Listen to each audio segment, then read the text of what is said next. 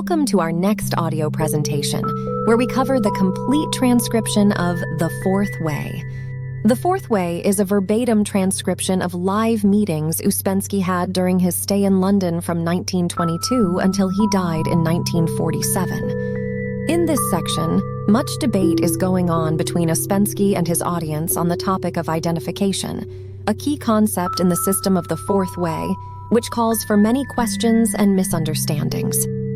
As always, Ouspensky starts with a brief introduction, recapping some of the ideas discussed in previous sections.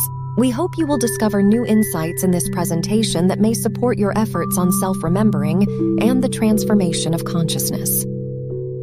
It would be good if, from time to time, you tried to summarize in your mind what you have heard so far, because after some time of coming to lectures and talks, one begins to forget the chronology of the ideas, and it is important to remember the order in which they are given.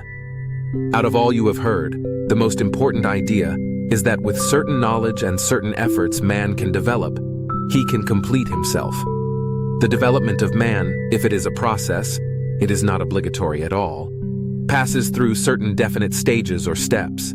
If you return to the beginning, you will remember what was said about the absence of consciousness in man, and the fact that when a man realizes it, this realization gives him the possibility of acquiring consciousness, and you will see that this is the direction in which man can develop.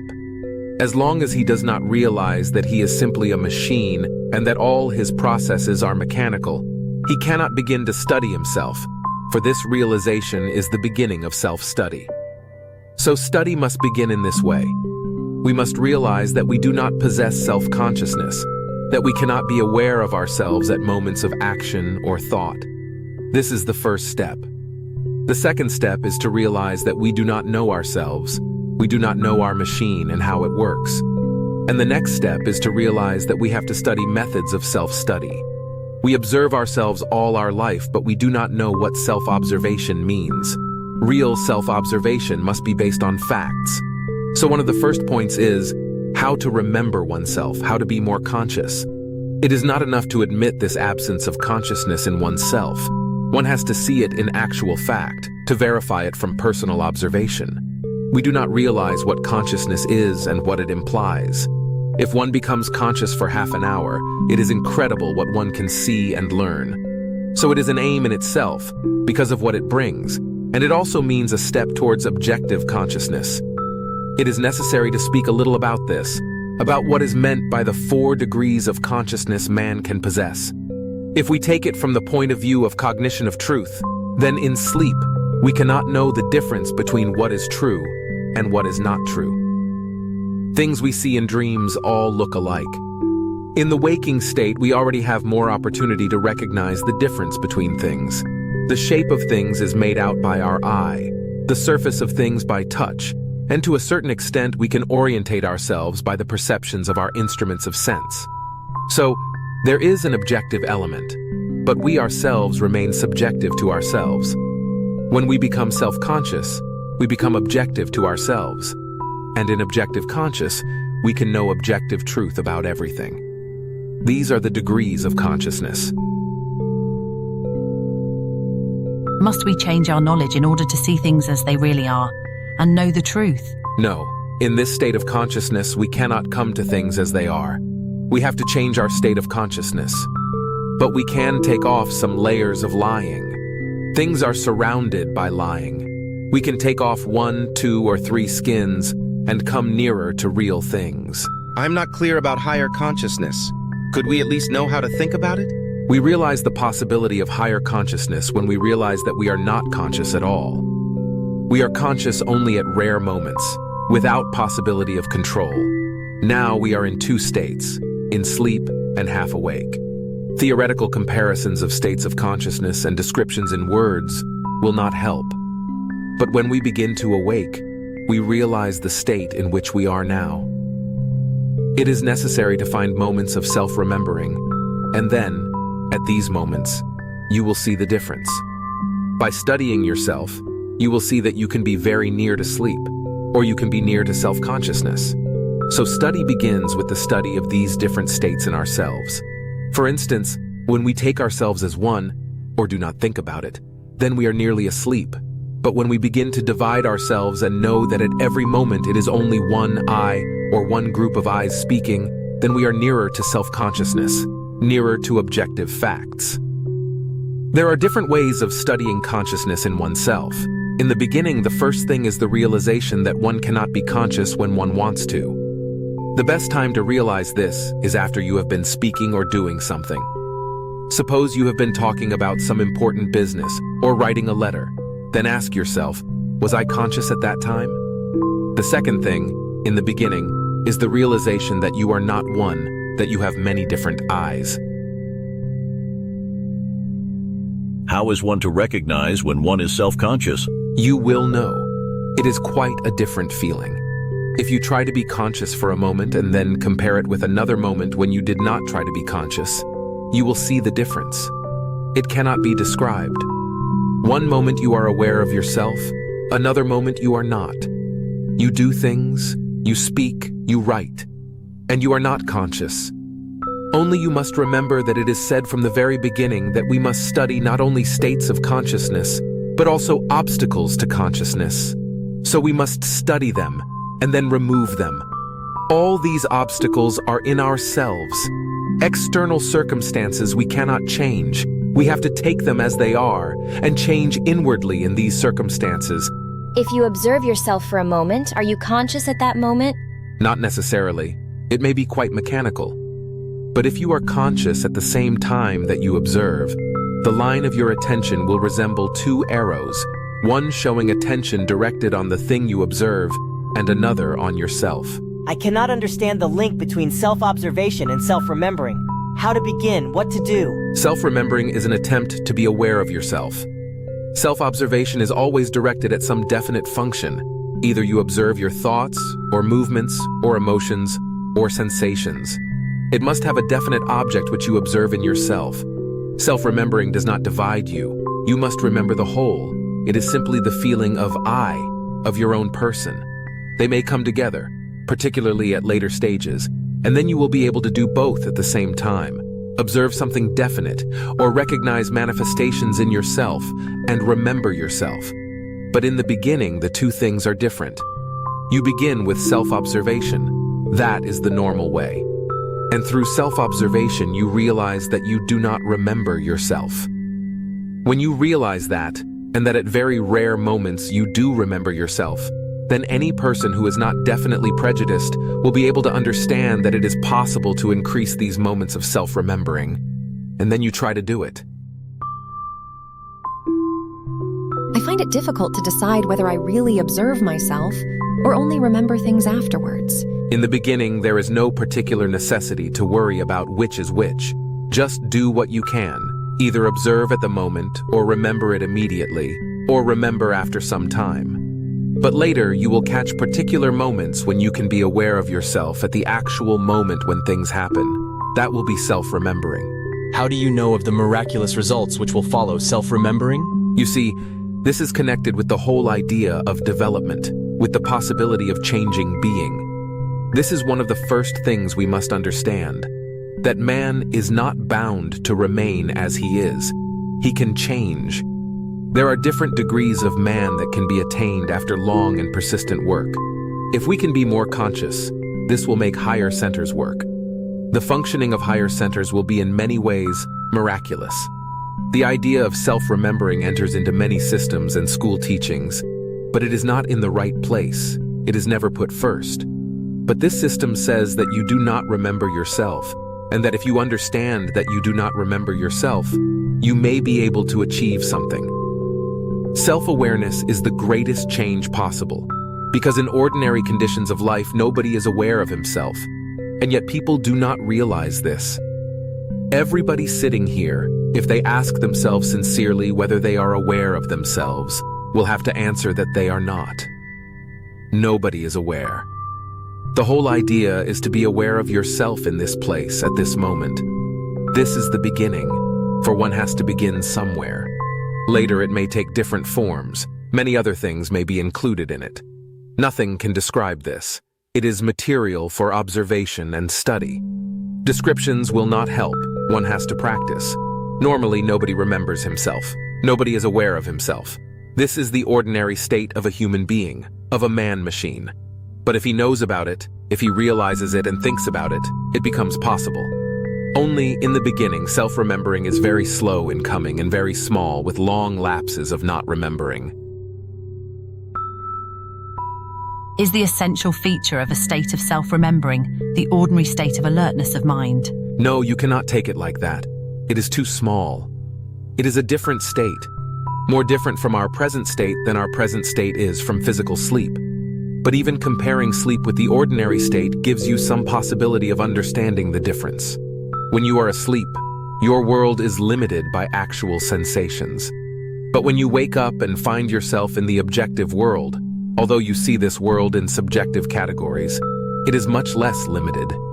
But when you realize that this is not full awakening, that you are actually less than half awake, you will understand that if you awake fully, you will find yourself in a still richer world and will see and understand many of its characteristics which now pass unnoticed. I want to know whether self-remembering, at any rate at an early stage, should be expected to consist of a sterile cessation of attention to anything other than oneself? At an early stage, it can only be a realization that you do not remember yourself.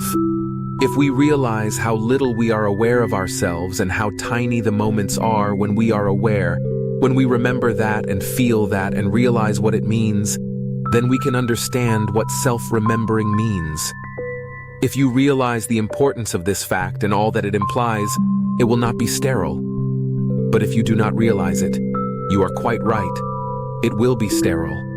Then it will simply be a strange exercise that does not lead anywhere. Does self-remembering come automatically when you realize that you do not remember yourself? This is self-remembering. You cannot make the next step without realizing where you are. It is the same process, the same thing. The more you realize how unpleasant and dangerous it is to be a machine, the more possibility you have to change. How? There is always something we can do at certain moments. You must know these moments, and what to do, and how. We are studying doors. Self-remembering is a door. If realization that we do not remember ourselves becomes continuous, then we can remember ourselves. Every day you can find time to realize that you do not remember yourself. This will gradually bring you to self-remembering. I do not mean to remember that you do not remember yourself, but to realize it. I repeat, it is not useful to look for definitions. They would only make understanding more difficult. What is really useful for understanding is comparing the different degrees of consciousness within our ordinary state. For even in our ordinary state of relative consciousness, there are different degrees, different levels. We can be nearer to awakening or further from it. We can see such big differences in ourselves when we really learn to observe that it will show us the possibilities we have. It is the one unmistakable thing. We are always moving between two shores, between sleep and awakening. Moving more towards one shore or more towards the other creates two different possibilities. One is development, the other is decay. You asked us not to accept anything without questioning it. Have you knowledge that these higher states of consciousness have actually been reached? Oh yes. In the first place, you can find many descriptions in literature of how mystics and religious people came to the same things. The similarity of descriptions of these experiences is the best proof. All sorts of people in different countries, thousands of years apart, living in different conditions, have come to the same kind of experience by certain ways. Then you can find many people who have personal experience of this kind, which proves that quite different states of perception and reaction exist, so it is not a hypothesis. I have recently had a very strange experience. I was talking to someone and trying to be aware of myself. Suddenly, I saw my friend very clearly and realized that before this I had not really seen her at all. This is a very good observation. It actually happens that way. When you tried to be aware of yourself, for a moment you became conscious and saw things you had not seen before. If you could keep this consciousness for, say, 10 minutes, you would see many things which would astonish you. We look with our eyes and do not see, but if we become conscious, we begin to see things about which we have no idea. This is quite normal, if only you do not let imagination enter into it. Working to attain consciousness on the lines of the system, does there come a sudden change or illumination? Sudden? No. What does sudden mean? You see, in the process of growth of unity, when this process has gone on for a long time, at some difficult moment you may feel different. It may look sudden, but it is not really so. It is the result of previous efforts. If potentiality for objective consciousness is the normal condition of man, how is it that only a few can develop? When you try to make the first step towards objective consciousness, which is gaining self-consciousness, and you see how difficult it is and how many forces work in you against it, how many obstacles there are, you will have no doubt that only a few can attain it, that it is a possibility, but a very remote possibility.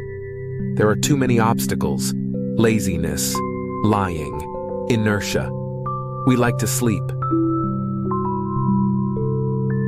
How and why did man come to be this being of false values? What do you mean by false values? It is a relative concept. From one point of view, they may be false, from another true. You can only find out for yourself whether man's development is an abstract idea or the truth. You must yourself come to one or another point of view. If you realize that change is only possible through awakening, then it becomes a fact, because you can see small degrees of awakening in yourself. If man does not remember himself, does it mean he has no consciousness? You do not remember yourself, not man, but you. If you try and fail, it does not mean you have no consciousness, but that you have not enough. Your own experience, however limited, can alone show the degree. When we use the word self-consciousness, we mean a certain degree, beyond our ordinary amount of consciousness. We have a certain amount of consciousness, but it is not sufficient for getting out of our state. If we had not a drop of consciousness, we would remain as we are. How is it possible to recognize self-remembering if we ever do? First, it must be understood by mind what it means and what it would mean to have it, and then it must be understood that one can be at different distances from it. Suppose one is not sure, but the distance between the state of self. Remembering and your present state changes, and after a time you realize that one day it is 5,000 miles and another day only 3,000 miles. There is a difference.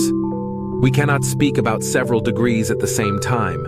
We can only speak about the next degree we can produce. I want to find out about the next degree. This is all material for observation. You want to put labels on them, but you cannot. They change all the time. One moment it is almost self-consciousness. The next moment you are asleep. You must observe and see results. In one state you can understand certain things. In the next, you cannot. In one state you identify, in another you have control.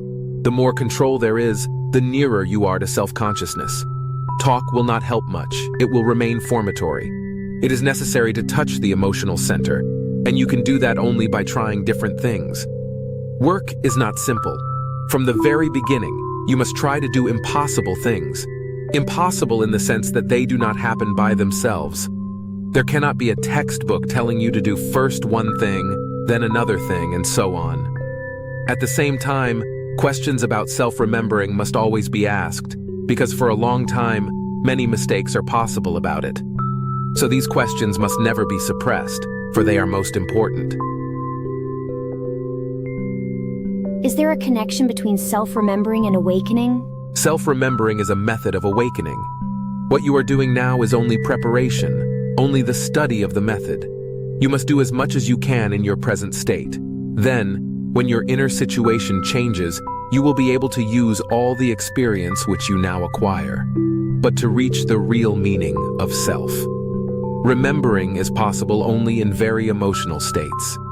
Since you cannot create these emotional states, you cannot know what self-remembering is, but you can prepare for this experience. Then when it comes, you will know how to deal with it. Very high emotional energy is necessary for self-remembering. Now you are only practicing, but without this practice, you will never get the real state. When you say asleep and awake, is there a definite line between the two? No, they are transitory states. At the same time, there is a line beyond which we never pass. Is it a question of training? It is more training of mind. We must learn to think in a different way, and above all, to think more practically. We do not think practically as a rule. We think mostly about things that do not concern us. Is then self-remembering a function of the intellectual center? It appears to be an intellectual effort. Self-remembering is the beginning and the center of the system, and the most important thing to understand. You cannot describe it as an intellectual action or intellectual idea. You have to begin studying what self-remembering means intellectually, but in actual fact it is not intellectual because it is a moment of will. It is necessary to remember yourself not at a quiet moment when nothing happens, but when you know that you are doing something wrong, and not do it. For instance, when you are identified, you must be able to feel it and then stop it, and at the same time remember yourself. Be aware that you are doing it, that mechanicalness causes you to be identified, and that you are stopping it. That will be self-remembering. How can one start practicing self-remembering? You remember I gave the example of varying degrees of light in a room and a typewriter. The typewriter can be taken as the intellectual center, and light as consciousness. Only in the case of consciousness there is a certain connection between all centers, for in full light not only one, but all centers work differently. Real self-remembering requires emotion, but we have no control over the emotional center. So by a certain understanding, we can make the intellectual center, over which we have a certain control, work in the dark as though it were light, and this will produce self-remembering. Self-remembering means a form of thinking or intellectual work which corresponds to awakening, and in this way it induces a moment of awakening. Then, when one awakes for a moment, one realizes that generally one is asleep, that one is not conscious, and how dangerous it is. The more you put into it, the more you understand it, the better the result will be. If you realize what you lose by not remembering yourself and what you gain by remembering yourself, you will have a greater incentive for making efforts to self-remember. You will see that not remembering yourself is like finding yourself in an aeroplane, high above the earth and fast asleep.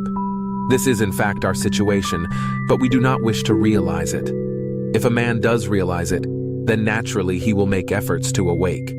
But if he thinks he is just sitting in an easy chair and nothing particular is happening, he will think that there is no harm in sleeping. What is meant by putting one's thoughts in a form in which they would correspond to awakening? As I said, thoughts are the only thing we can control. To a certain extent, we can control movements, but in ordinary conditions, without special instruction, we can do nothing with movements. As regards thoughts, first of all, we must throw out all thoughts connected with identification and think about the ideas of the system. This is preparation for self-remembering, because at every point we come to the necessity to remember ourselves. If you cannot remember yourself, try to revive the ideas of the system in your mind. The whole system, the study of man and the universe, is all help to self-remembering. This thinking will by itself remind you and create an inner atmosphere for it. But first, you must eliminate all thoughts that stand in the way. If at this stage you cannot control thoughts, you can do nothing further. You may not control your temper or your imagination or your lying, but you must control your thoughts. At quiet moments, you must be able to see when you are wrong. If you cannot, it means that you have not begun yet, but sooner or later one must begin. Should we each of us know what stands in our way? Yes, certainly everyone must know. It is generally connected with some form of negativeness or laziness or fear. I still do not see what it means to try and think as we would think if we were more conscious. Try to imagine yourself conscious. That would be the right use of imagination. We develop this power of imagination in an absolutely wrong and useless way, which is always making trouble for us. But now, for once, try to use it and imagine yourself conscious. Try to think how you would act, think, speak, and so on. At first, self-remembering is an effort on functions. You begin to remember yourself simply by forming your mental processes in a certain way, and this brings moments of consciousness. You cannot work on consciousness itself. You can make one or two spasmodic efforts, but no permanent efforts. But you can make efforts on thoughts, and in this way you can work on consciousness in a roundabout way. This is the most important part of the method.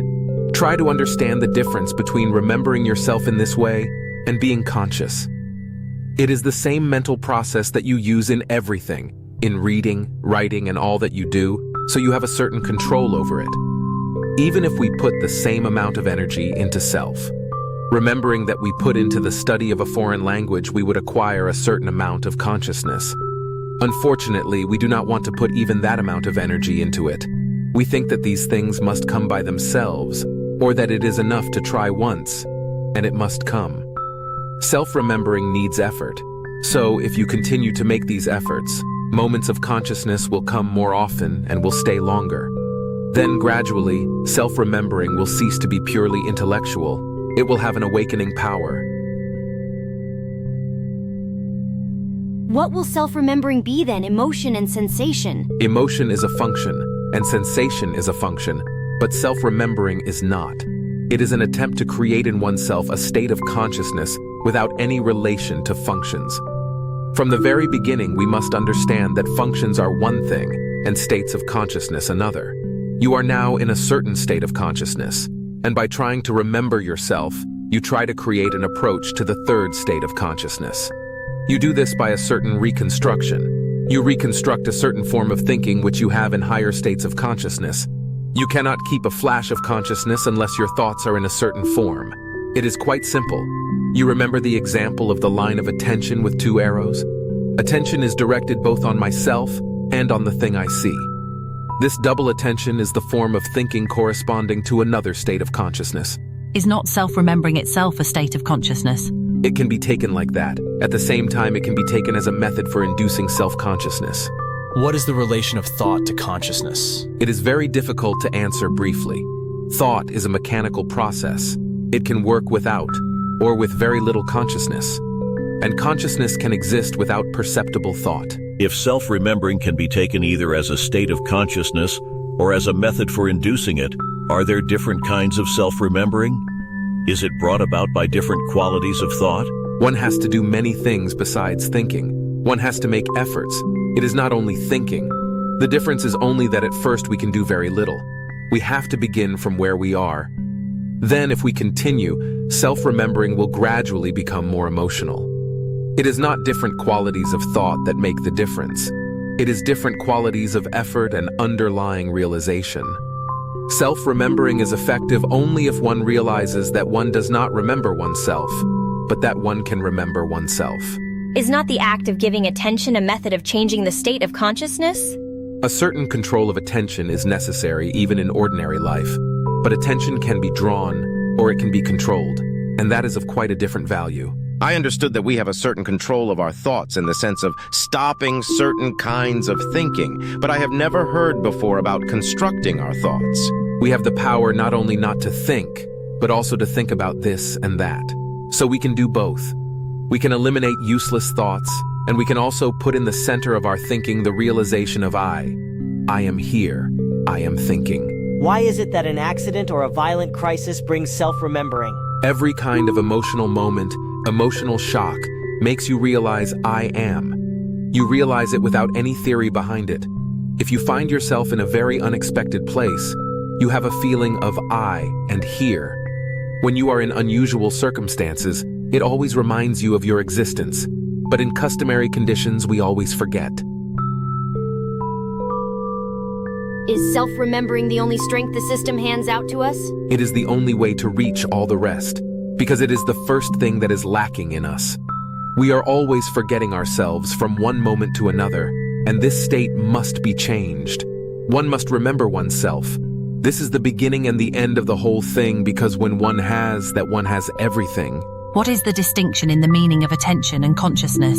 Attention can be regarded as the elementary beginning of consciousness, the first degree. It is not full awareness, for it is only directed one way. As I said, consciousness needs double attention. What is the object of attaining this higher consciousness to live more fully? One thing depends on another. If we want to have will, if we want to be free instead of being marionettes, if we want to awake, we must develop consciousness. If we realize that we are asleep and that all people are asleep and what it means, then all the absurdities of life are explained. It is quite clear that people cannot do anything differently from what they do now if they are asleep. As we are, would we ever be able to be conscious when we want to be? Or does it always come accidentally? Nothing comes in its full state at once. The first step is to be more conscious. The second step is to be still more conscious. If with effort you can now make yourself be conscious for a minute, then, If you work on it and do all that is possible to help, after some time, you will be able to be conscious for 5 minutes. Is it wrong when it is accidental? You cannot rely on it. As we are, higher states cannot last. They are just flashes, and if they last, then it is imagination. This is a definite fact because we have no energy for lasting higher states. Flashes are possible, only again you must judge and classify them by what material they bring. Cannot they last in memory even? The memory that we can command, control, and use is only intellectual, and intellectual memory cannot keep them. It seems to me quite impossible to self-remember at will, although it seems not quite so difficult to observe myself. You must try methods that will produce it. Try this method of stopping your thoughts to see for how long you can keep your thoughts down, to think about nothing, if you know about self-remembering. But suppose a man who does not know about self-remembering tries this. He will not come to the idea of self-remembering in this way. If you already know, that will create a moment of self-remembering. For how long will depend on your efforts. It is a very good way. This method is described, for instance, in some books on yoga, but people who try it do not know why they are doing it, so it cannot produce good results. Quite the opposite, it may produce a kind of trance state. When you said knowing about self-remembering, did you mean if you have it in your head as an aim, or if you had a taste of it? There are different degrees. You see, we speak about self-remembering all the time. We always come back to it. So you cannot say you do not know about self-remembering. But if you take a man who has studied ordinary psychology or philosophy, he does not know about it. Is it possible to have done self-remembering before one met this system? I ask because I've tried to self-remember, and the results seem to correspond to what I used to do before, without knowing what I was doing. That's the thing. You can study it to understand the principle that if you do a certain thing knowing what it is, it gives one result. And if you do almost the same thing without knowing what it is, it gives a different result. Many people came very near to self-remembering in practice. Others came very near to it in theory, but without practice. Either theory without practice, or practice without theory. And neither from the one nor from the other did they come to the real truth. For instance, in the so-called yoga literature, there are many near approaches to self-remembering.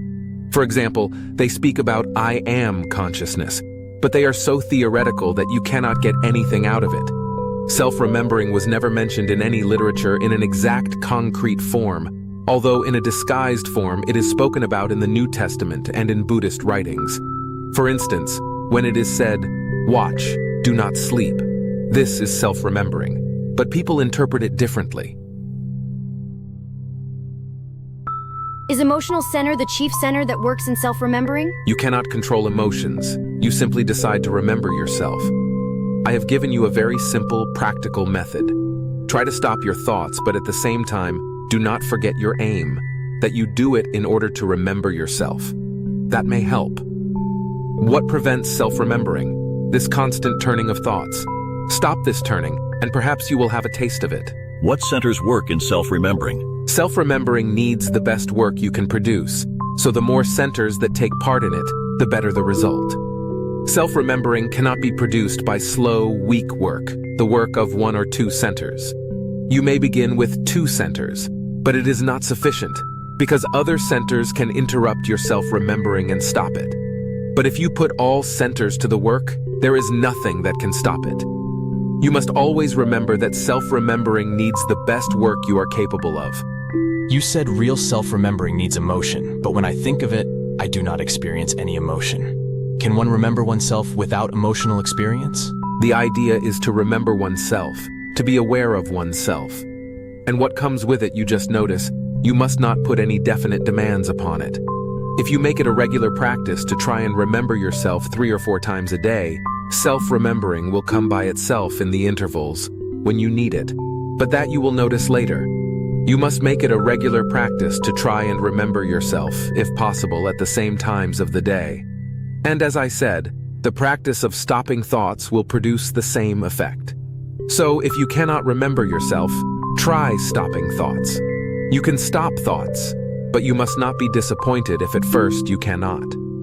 Stopping thoughts is a very difficult thing.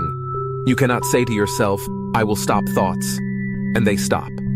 You have to use effort all the time, so you must not do it for long. If you do it for a few minutes, it is quite sufficient. Otherwise, you will persuade yourself that you are doing it, when instead you will just sit quietly and think and be very happy about it. As much as you can, you must keep only one thought. I do not want to think about anything, and throw all other thoughts out. It is a very good exercise, but only an exercise. Is it bad to stop breathing when one tries to stop thoughts? This question was asked once in our old groups, and Mr. Gurdjieff asked, "For how long?" The man said, "For 10 minutes." Mr. Gurdjieff answered, "If you can stop breathing for 10 minutes, it is very good, because after 4 minutes you die." Are self-remembering and stopping thoughts the same thing? Not exactly. They are two different methods. In the first, you bring in a certain definite thought, the realization that you do not remember yourself. You must always start with that. And stopping thought is simply creating a right atmosphere, right surroundings for self-remembering. So they are not the same thing, but they bring the same results. Is one's work more accurate if one is remembering oneself and the work one is doing? Yes, when you are awake, you can do everything better, but a long time is necessary for that. When you get accustomed to self-remembering, you will not be able to understand how you ever worked without it. But in the beginning, it is difficult to work and to remember oneself at the same time. Still, efforts in this direction give very interesting results. Of that, there can be no doubt. All experience of all times shows that these efforts are always rewarded. Besides, if you make these efforts, you will understand that certain things one can only do in sleep and cannot do when one is awake, because some things can only be mechanical.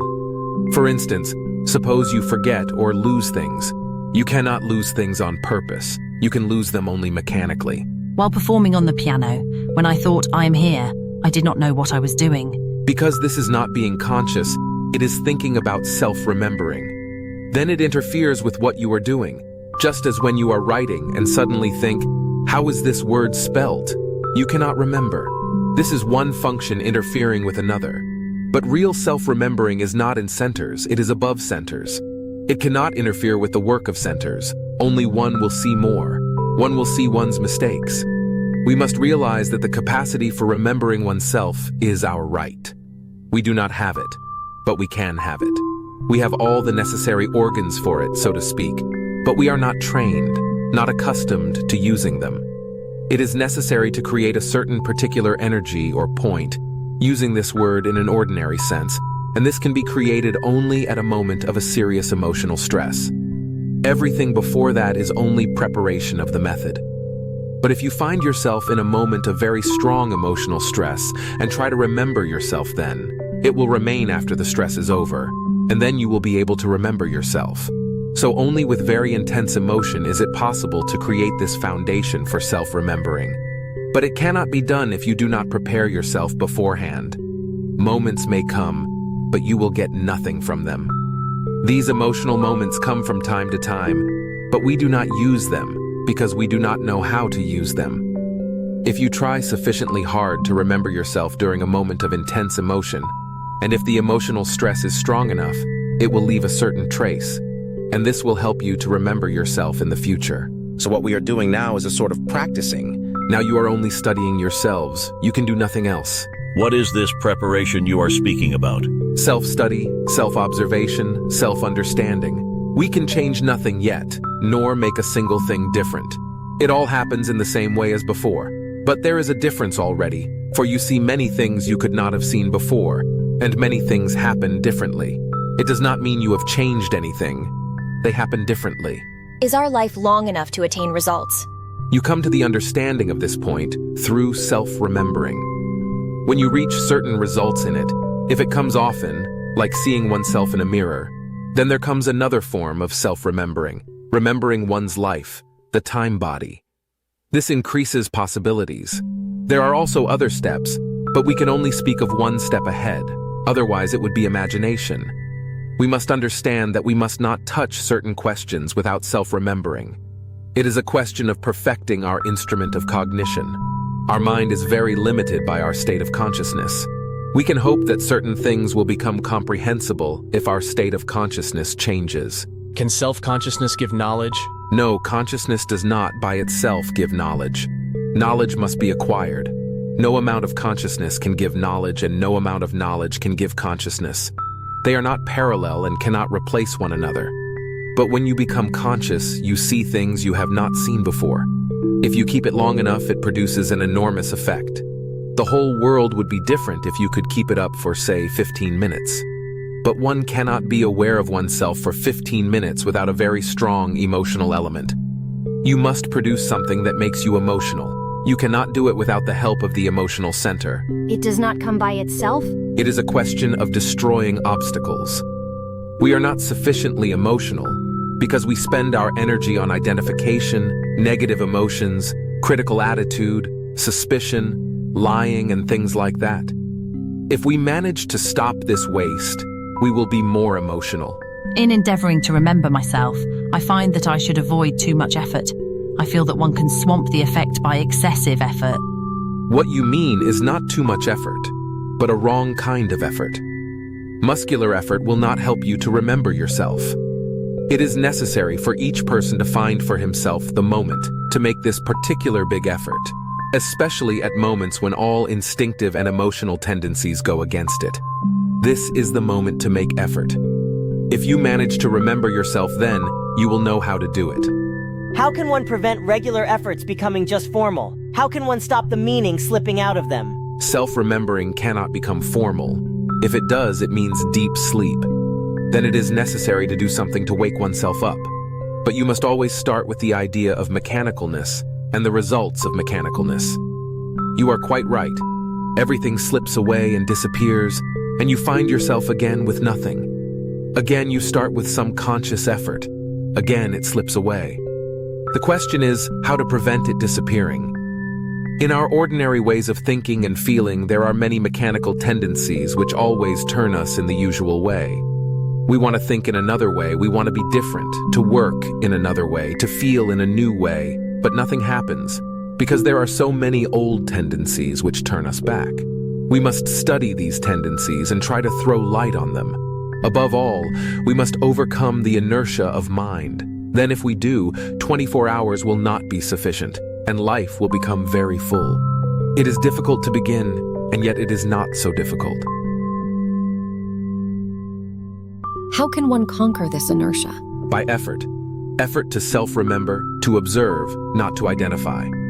Consciousness is a force, and force can only be developed by overcoming obstacles. Two things can be developed in man, consciousness and will. Both are forces. If man overcomes unconsciousness, he will possess consciousness. If he overcomes mechanicalness, he will possess will. If he understands the nature of the powers he can attain, it will be clear to him that they cannot be given. These powers must be developed by effort. If we were made more conscious, we would remain conscious machines.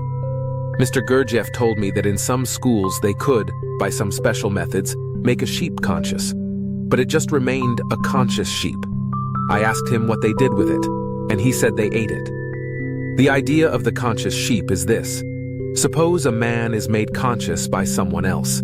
He will become an instrument in the hands of others. One's own efforts are necessary, because otherwise, even if a man is made conscious, he will not be able to use it. It is in the very nature of things that consciousness and will cannot be given. If someone could give them to you, it would not be an advantage. This is the reason why one must buy everything. Nothing is given free. The most difficult thing is to learn how to pay. But if it could be explained in a few words, there would be no need to go to school. One has to pay not only for consciousness but for everything. Not the smallest idea can become one's own until one has paid for it. Self-remembering seems to be a very sad and cheerless experience. Is it a sad system? There are no sad systems as far as I know. Only sad people and sad attitudes, sad understanding. And I do not understand why self-remembering should be cheerless and sad. It is the realization of the fact that one is asleep. If one realized that one was asleep and there was no chance of awakening, then indeed it would be a cheerless realization. I quite agree. But the system does not say you should stop at that. It says that you should try to awake.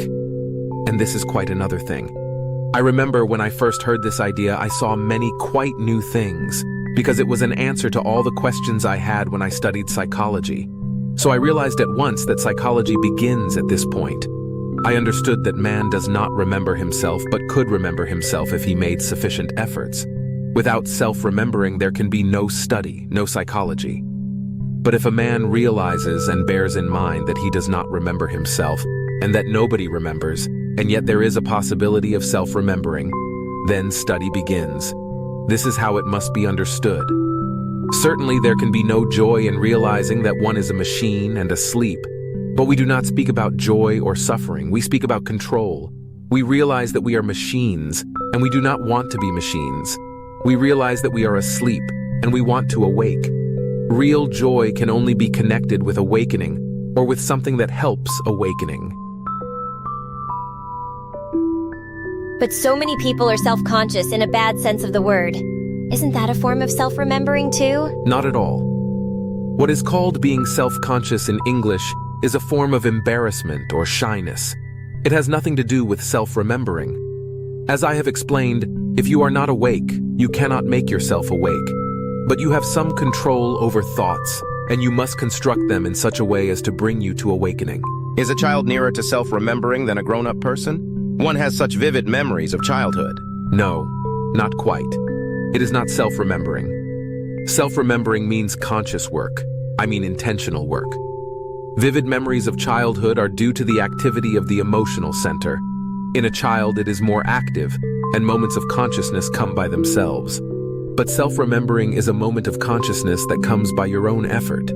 Suppose a child has flashes of consciousness without the possibility of using these moments. It does not help at all. Would it not help us to try to get back to those states we had in childhood? How? That is the question. If we could stop identification, we would have many moments like that, but we do not know how to begin to stop identification. If we could destroy negative emotions, if we could remember ourselves, then those things would be in our hands, under our control, not accidental. When well washed and carefully dressed, I feel it is much easier to self-remember. It is not at all prohibited. This is not the way of the fakir. What is the relationship between self-remembering and negative emotions? When negative emotion appears, self-remembering becomes impossible. So to remember oneself, one must have a certain control of negative emotions. As a matter of fact, people are not equal in this respect. Some have more, some less control even of the expression. And not only of the expression, for some people have more control of their emotions, some can control only certain emotions. And certainly only those who have a certain control of negative emotions can work on self-remembering and get good results. At the same time, this control can be attained. One can begin from different sides, and if certain self-remembering is created, this immediately helps one to struggle with negative emotions. And struggle with negative emotions helps self-remembering. Does it always take a long time to awake? I can only say how much time it takes to know this system, but I cannot say how much time it takes to awake. Awakening is the result of personal work, so it is difficult to foretell. It goes by degrees. Complete awakening means a very big change, and that needs time, because it means acquiring new psychic functions. So we can only study degrees or steps which a man must pass through. One can be shown the way, but one must work for oneself. By itself, learning is a small thing, for man can change himself only through the application of the knowledge he gets. Man can become conscious of himself at a given moment. This consciousness of himself is awakening, one of the attributes of another state of consciousness. Could a person wish to wake up and fail to do so? Maybe for a long time he will fail, but if he is capable of awakening, he can awake. It is a long process, but certainly he may fail. We have only one good feature in our situation. We have nothing to lose. So if we fail, we will be in the same position as before, but if we succeed, we gain something new. Does any great effort tend to make one more conscious at the time? That depends on the effort. Because if one just makes a great effort to do something in a state of identification, one will not be more conscious. Does self-remembering automatically stop identification? There is nothing automatic in self-remembering. Every moment is effort. If it is sufficiently deep and sufficiently long, it is one thing, but if it is just a flash, it is not sufficient. Also, if you remember yourself to the exclusion of everything else, it is one thing, and if you remember yourself and at the same time remember your aim and what you are doing, it is another thing. It depends on how much enters into self-remembering. Would you call it self-consciousness? Self-consciousness is a permanent state. Self-remembering is an experiment. One day it may be successful and another day unsuccessful. It may be deeper or less deep. Can we be told about the things that may be keeping us back? We are talking about just those things. There are two things that are keeping us back: ignorance and weakness. We do not know enough, and we are not strong enough. The question is, how to know more? By self-study. That is the only method. Then comes the struggle with identification and imagination, the chief causes of weakness. Only in individual cases these things take on a different color. What looks one color for one person looks a different color for another person. But the things that keep us back are more or less the same. Is there nothing between self-awareness and identifying? They are on different levels. You cannot compare them. You cannot identify and be aware of yourself. The presence of one means the absence of the other. All things are connected. Not a single manifestation is separate. They are all connected with a certain order of things. I think I have not got the right idea about identification. Does it mean that things control us and not that we control things? Identification is a very difficult thing to describe because no definitions are possible. Such as we are never free from identifying. If we believe that we do not identify with something, we are identified with the idea that we are not identified. You cannot describe identification in logical terms. You have to find a moment of identification, catch it, and then compare things with that moment. Identification is everywhere, at every moment of ordinary life. When you begin self-observation, some forms of identification already become impossible. But in ordinary life, almost everything is identification. It is a very important psychological feature that permeates the whole of our life, and we do not notice it because we are in it. The best way to understand it is to find some examples. For instance, if you see a cat with a rabbit or a mouse, this is identification. Then find analogies to this picture in yourself. Only you must understand that it is there every moment, not only at exceptional moments. Identification is an almost permanent state in us. You must be able to see this state apart from yourself, separate it from yourself. And that can only be done by trying to become more conscious, trying to remember yourself, to be aware of yourself. Only when you become more aware of yourself are you able to struggle with manifestations like identification. I find when I am identified, it is nearly always with things inside me. Perhaps you are right. Perhaps you are not right. You may think you are identified with one thing, when in reality you are identified with quite a different thing. This does not matter at all. What matters is the state of identification. In the state of identification, you cannot feel right, see right, judge right. But the subject of identification is not important. The result is the same. So what is the way to overcome identification? That is another thing. It is different in different cases. First, it is necessary to see. Then it is necessary to put something against it. What do you mean by put something against it? Just turn your attention to something more important. You must learn to distinguish the important from the less important. And if you turn your attention to more important things, you become less identified with unimportant things. You must realize that identification can never help you. It only makes things more confused and more difficult. If you realize even that alone may help in some cases. People think that to be identified helps them. They do not see that it only makes things more difficult. It has no useful energy at all, only destructive energy. Is identification mainly emotion? It always has an emotional element, a kind of emotional disturbance, but sometimes it becomes a habit, so that one does not even notice the emotion. I realize that it is important to be emotional in the right way, but when I feel something emotionally in the work, I soon destroy the whole thing. Only identification is destructive. Emotion can only give new energy, new understanding. You take identification for emotion. You do not know emotion without identification, so in the beginning, you cannot visualize an emotion free from it. People often think they speak about an emotional function, when in reality they speak about identification. Is it possible for us as we are now to have any feeling at all without identifying? Very difficult, unless we begin to watch ourselves.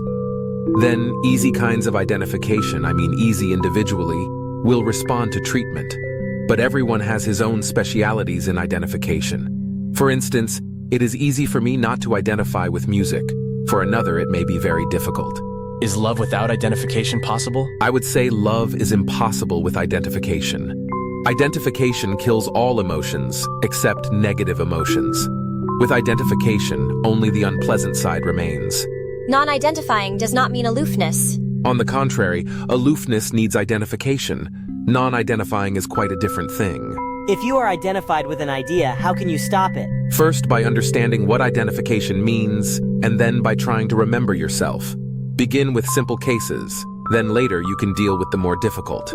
As you develop self-remembering, do you acquire a sort of detached attitude more free from identification? Detached attitude in the sense that you know your attitudes better. You know what is useful to you and what is not useful. If you do not remember yourself, it is easy to make a mistake about it. For instance, one can undertake some kind of study that is really quite useless. Self-remembering helps understanding, and understanding always means bringing everything to a certain center. You must have a central point in all your work, in all your attitudes, and self-remembering is a necessary condition for that. We must talk more about identifying if it is not clear. It will become more clear when you find 2 or 3 good examples. It is a certain state in which you are in the power of things. If I look closely and think deeply, does it mean I have become identified? No. Identifying is a special thing. It means losing oneself. As I said, it is not so much a question of what one is identified with. Identification is a state. You must understand that many things you ascribe to things outside you are really in you. Take, for instance, fear. Fear is independent of things. If you are in a state of fear, you can be afraid of an ashtray. This often happens in pathological states, and a pathological state is only an intensified ordinary state. You are afraid, and then you choose what to be afraid of. This fact makes it possible to struggle with these things, because they are in you. Can we have any understanding with identification? How much can you understand in deep sleep, which is what identification is? If you remember your aim, realize your position and see the danger of sleep, it will help you to sleep less. What is the difference between sympathy and identification? It is quite another thing. It is a normal and legitimate emotion and can exist without identification. There may be sympathy without identification and sympathy with identification. When sympathy is mixed with identification, it often ends in anger or another negative emotion. You spoke of losing oneself in identification. Which self? All, everything. Identifying is a very interesting idea. There are 2 stages in the process of identifying. The first stage denotes the process of becoming identified. The second, a state when identification is complete. The first stage is quite harmless. If it attracts too much attention and occupies too much time, it leads to the second. When you desire something, can you desire it without identification? Identification is not obligatory. But if you desire to hit someone, you cannot do it without identification. If identification disappears, you do not want to any longer. It is possible not to lose oneself. Losing oneself is not a necessary element at all. Is it possible to identify with 2 things at once? With 10,000, it is necessary to observe and observe. From one point of view, struggling with identification is not so difficult because, if we can see it, it becomes so ridiculous that we cannot remain identified. Other people's identification always seems ridiculous, and ours may become so too. Laughter may be useful in this respect if we can turn it on ourselves. I cannot see why identification is a bad thing. Identification is a bad thing if you want to awake, but if you want to sleep, then it is a good thing. Would not everything we do suffer if we kept our minds on keeping awake instead of attending to what we are doing? I have already explained that it is quite the opposite. We can do well whatever we are doing only as much as we are awake. The more we are asleep, the worse we do the thing we are doing. There are no exceptions. You take it academically, simply as a word. But between deep sleep and complete awakening, there are different degrees, and you pass from one degree to another. If we feel more awake, we should not overtax these moments, should we? How can we overtax them? These moments are too short, even if we have glimpses. We can only try not to forget them and act in accordance with these moments. This is all we can do. Can you say that identification is being in the grip of something? Not being able to shake off some idea in mind? Being in the grip of things is an extreme case. There are many small identifications which are very difficult to observe, and these are the most important because they keep us mechanical. We must realize that we always pass from one identification to another. If a man looks at a wall, he is identified with the wall. How does identification differ from associations? Associations are quite another thing. They can be more controlled or less controlled, but they have nothing to do with identification. Different associations are a necessary part of thinking. We define things by associations, and we do everything with the help of associations. I cannot see why an eye changes. Can the cause always be seen in some identification? It is always by associations. A certain number of eyes try to push their way to the front, so as soon as one loses oneself in one of them, it is replaced by another. We think that eyes are just passive, indifferent things, but emotions, associations, memories, always work. That is why it is useful to stop thinking, even occasionally, as an exercise. Then you will begin to see how difficult it is to do it. Your question simply shows that you have never tried. Otherwise, you would know. Is concentration identification? Concentration is controlled action. Identification controls you. Is concentration possible for us? There are degrees. Intentional concentration for half an hour is impossible. If we could concentrate without external help, we would be conscious. But everything has degrees. Is the beginning of a new observation identification with the object you observe?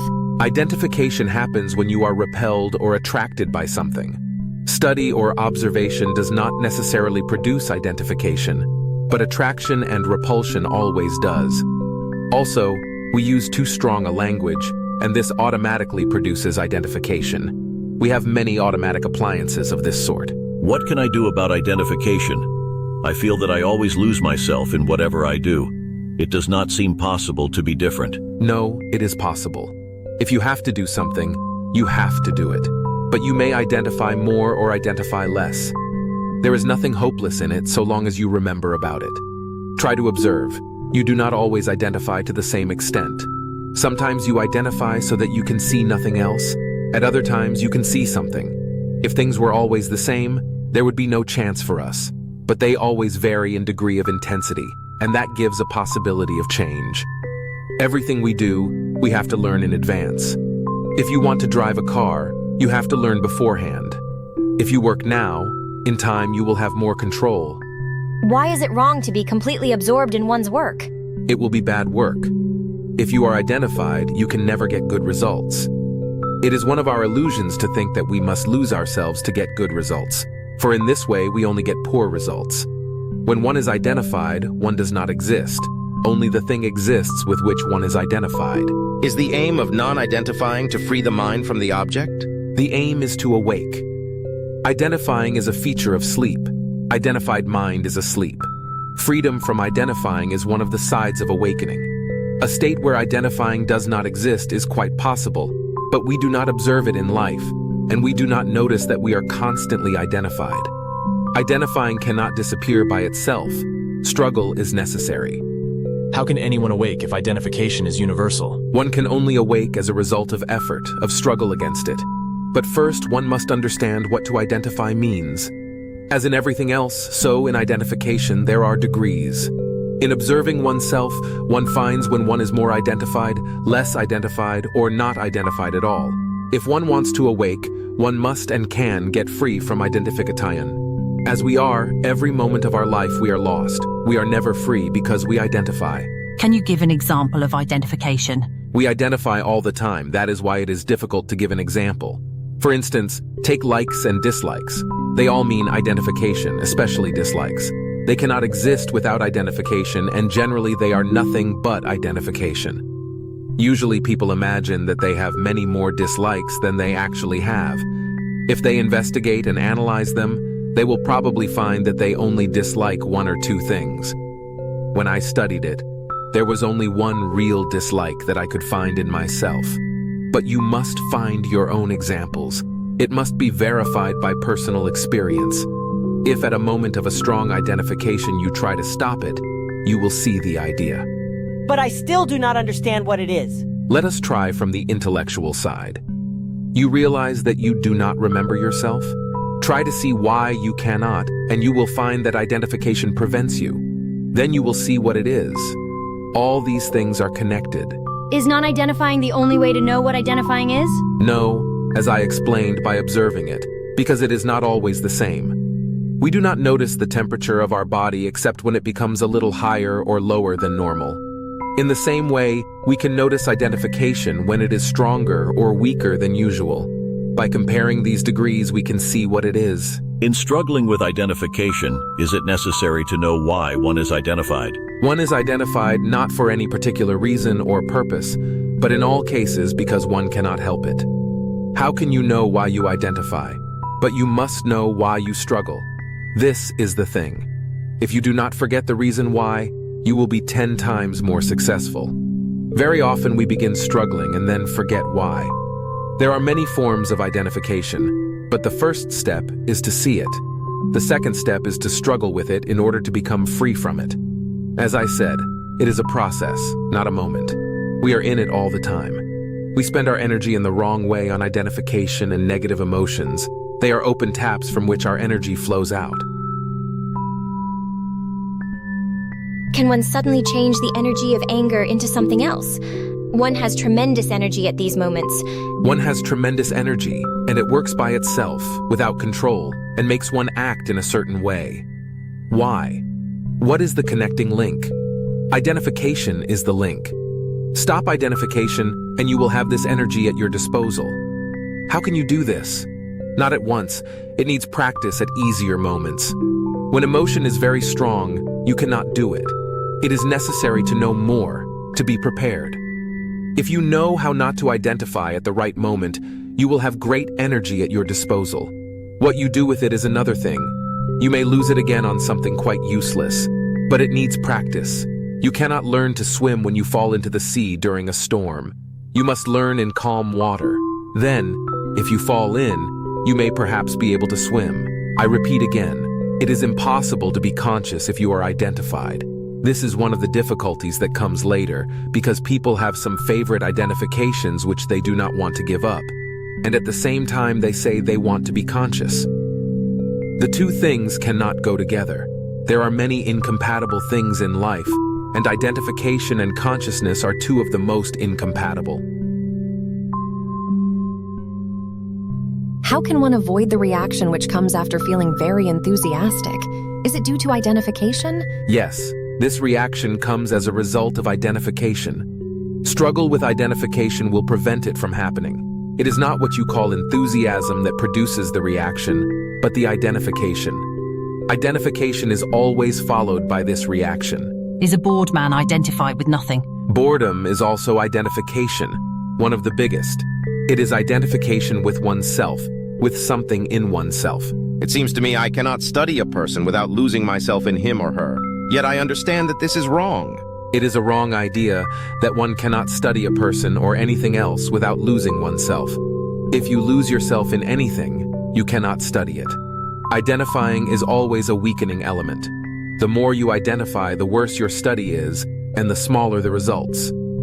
You may remember that in the first lecture I said that identifying with people takes the form of considering. There are two kinds of considering, internal and external. Internal considering is the same as identifying. External considering needs a certain amount of self-remembering. It means taking into account other people's weaknesses, putting oneself in their place. Often in life it is described by the word tact. Only tact may be educated or accidental. External considering means control. If we learn to use it consciously, it will give us a possibility of control. Internal considering is when we feel that people do not give us enough, do not appreciate us enough. If one considers internally, one misses moments of external considering. External considering must be cultivated, internal considering must be eliminated. But first observe and see how often you miss moments of external considering. and what an enormous role internal considering plays in life. Study of internal considering, of mechanicalness, of lying, of imagination, of identification shows that they all belong to us, that we are always in these states. When you see this, you realize the difficulty of work on oneself. Such as you are, you cannot begin to get something new. You will see that first you must scrub the machine clean. It is too covered with rust. We think we are what we are. Unfortunately, we are not what we are, but what we have become. We are not natural beings. We are too asleep. We lie too much. We live too much in imagination. We identify too much. We think we have to do with real beings, but in reality we have to do with imaginary beings. Almost all we know about ourselves is imaginary. Beneath all this agglomeration, man is quite different. We have many imaginary things we must throw off before we can come to real things. So long as we live in imaginary things, we cannot see the value of the real. And only when we come to real things in ourselves can we see what is real outside us. We have too much accidental growth in us. If one retired from the world, surely one would overcome identification, considering a negative emotion. This question is often asked, but one cannot be at all sure that it would be easier. Besides, you can find descriptions in literature of how people attained a very high degree of development in seclusion, but when they came in contact with other people, they at once lost all they had gained. In schools of the Fourth Way, it was found that the best conditions for study and work on oneself are a man's ordinary conditions of life, because from one point of view, these conditions are easier, and from another, they are the most difficult. So if a man gets something in these conditions, he will keep it in all conditions, whereas if he gets it in special conditions, he will lose it in other conditions. Could you please say again which is internal and which external considering? External considering is a form of self-remembering in relation to people. You take other people into consideration and do not what is pleasant to you, but what is pleasant to them. It means you must sacrifice yourself, but it does not mean self-sacrifice. It means that in relation to people you must not act without thinking. You must think first and then act. Your thinking will show you that more often than not, if this person would prefer you to act in one manner and not in another, it is all the same to you, so why not do what he likes? So the idea of sacrifice does not enter into it. But if it is not the same to you, it is quite a different question. What is better for you? What is better for them? Who those people are? What you want from them? What you want to do for them? All this must enter into it. But the idea is that in relation to people, things must not happen mechanically without thinking. You must decide your course of action. It means you do not walk over people without seeing them. And internal considering means that you walk over them without noticing. We have too much internal and not enough external considering. External considering is very important for self-remembering. If we have not got enough of it, we cannot remember ourselves. Is it the same as understanding people? No. You can understand people only as much as you understand yourself. It is understanding their difficulties, understanding what they want, watching the impression you produce on people, and trying not to produce a wrong impression. Would you say that kindness is external considering? What you knew in life is not external considering. It is necessary to understand the principle and create standards for oneself. With the help of external considering, you control the impression you wish to produce. With internal considering, you wish to produce one impression and produce a different one. External considering seems to me very far away. It must be here today. If it remains far away, you remain far away yourself. Does external considering involve the ability to play a conscious role? Yes, but there are different degrees. External considering is only the beginning. To play a conscious role means much more. And what is internal considering? Feeling that people do not pay you enough, making accounts, always feeling cheated, underpaid. I find it very difficult to stop inner considering. Is there any special technique to be employed against it? No, there is no special technique, only understanding and right points of view. Observe more. Perhaps you will find moments free from considering and see how to begin struggling with it and studying it. It is mechanical, a mechanical attitude, the same as identification. Is self-justification always a manifestation of internal considering? It is connected with it, but it is another thing. Internal considering does not need any justification. One must have a reason for justifying, but if one is in internal considering, one always justifies it. Internal considering means identification. External considering means struggle with identification. Internal considering is mechanical. External considering means at least attention. So by practicing non-identifying, by trying to control attention, you find many opportunities of studying external considering, and if you find examples, perhaps you will find methods of struggling with internal considering and transforming it into the practice of external considering.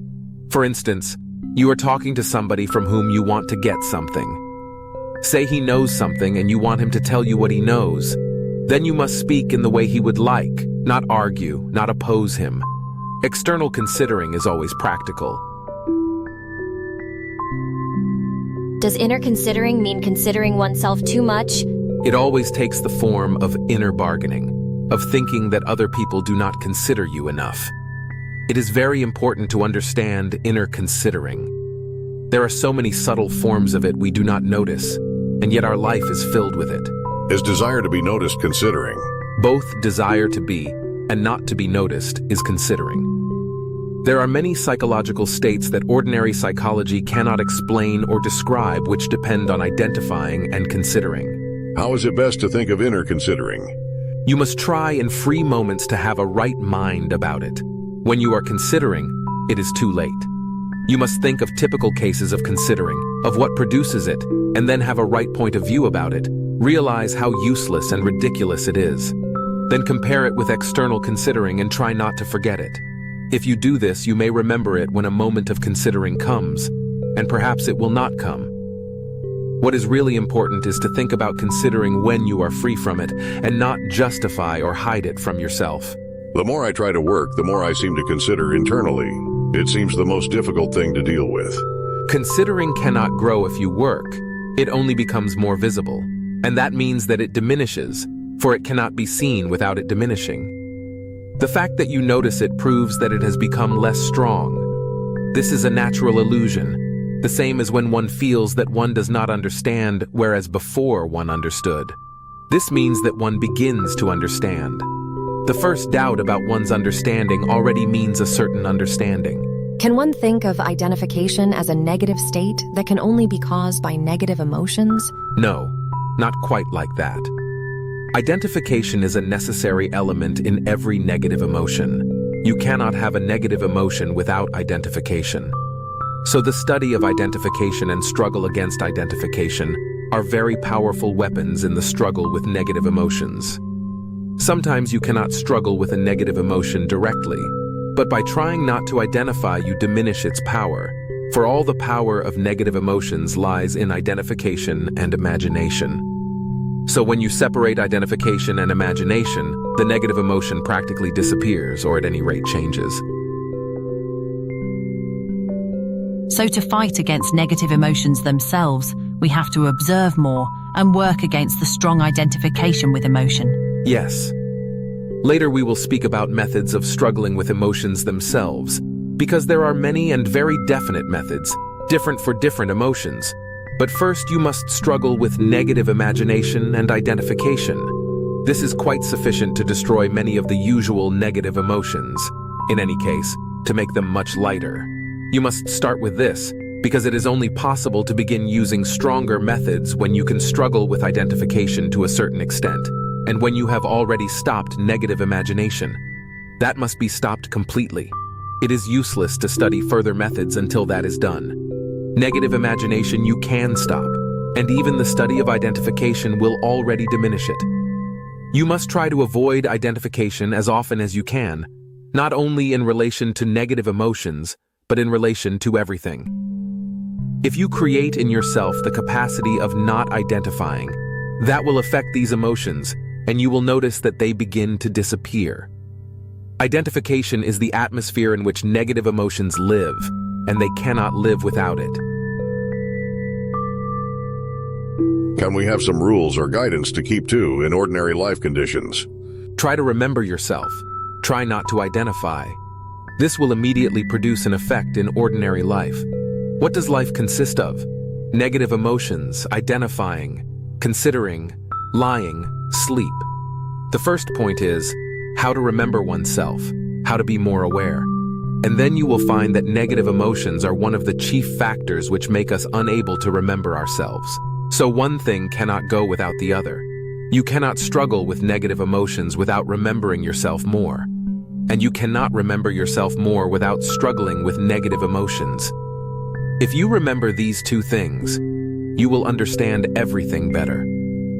Try to keep these two ideas, which are connected, in mind. I had a problem which was worrying me. I tried to self-remember, and for a short time I got into a state in which it was no longer possible to worry. And at the same time, my sense of values generally changed. This state did not last long. But the problem, when it returned as one, did not again assume the importance it had before. I find it very difficult to recapture this state. Quite right. Continue to observe, and you will find that there is a place in you where you are quiet, calm, and nothing can disturb you. Only it is difficult to find the way there. But if you do it several times, you will be able to remember some of the steps. And by the same steps, you may come there again. Only you cannot do it after one experience, for you will not remember the way. This quiet place is not a metaphor. It is a very real thing. Is it the state you get to when you self-remember? Because everything seems peaceful then, and one really seems to be aware of oneself. Yes, you can take it like that. I have tried to reach it again by trying to self-remember, but could not find it. If you find yourself in it again, try to remember how you got there. For sometimes it happens that one finds this place and loses the way there. Then again, one finds it, and again loses the way. It is very difficult to remember the way to this place.